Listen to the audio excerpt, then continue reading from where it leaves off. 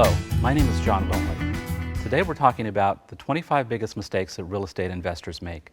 This is a 5-part series. For each video that we do, we'll be covering 5 of the points.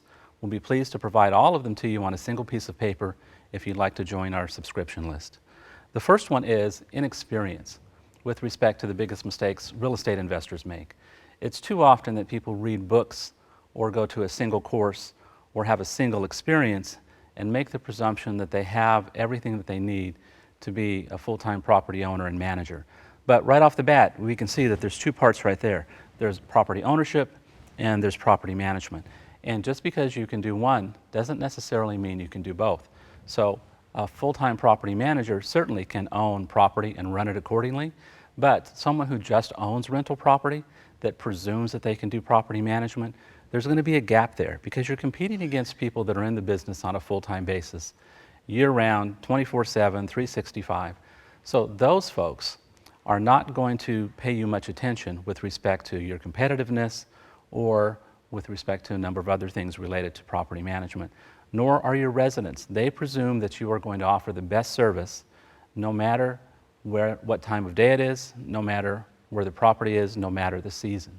So I'm not suggesting that property owners cannot be property managers, but that inexperience comes into play significantly when folks that are property owners presume that they can do property management. So there's that experience gap. And then on the ownership side, a big part of it is knowing that you can own an asset and knowing that you can run an asset, as I shared, is really just 2 different things altogether.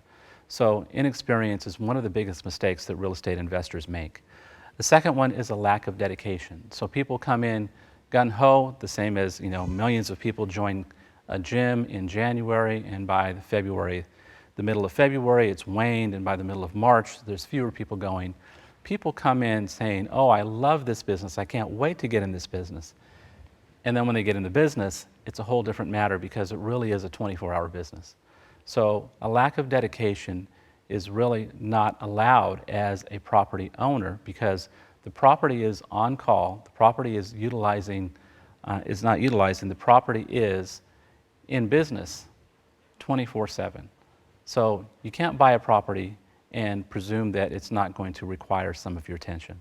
So dedication is a necessity in property ownership. The third mistake that real estate investors make is undercapitalization. And this is something that we could talk about for an hour or longer, but we're trying to do 5-minute segments here.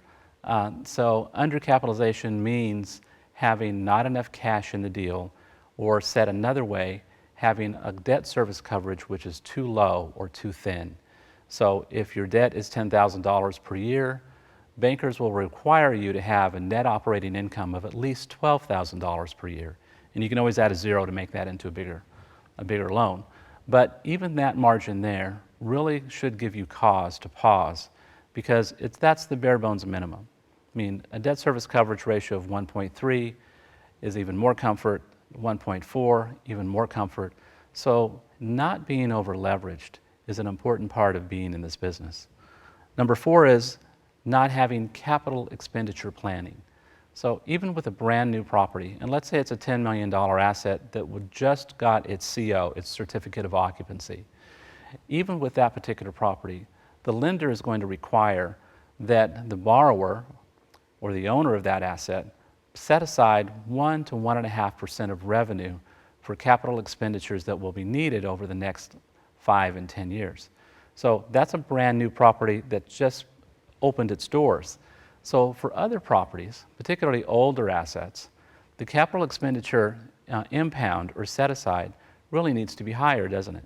Because if it's 1.3, 1.5 for a brand new property, there's a presumption that for an older property, the capital expenditures necessary will be larger.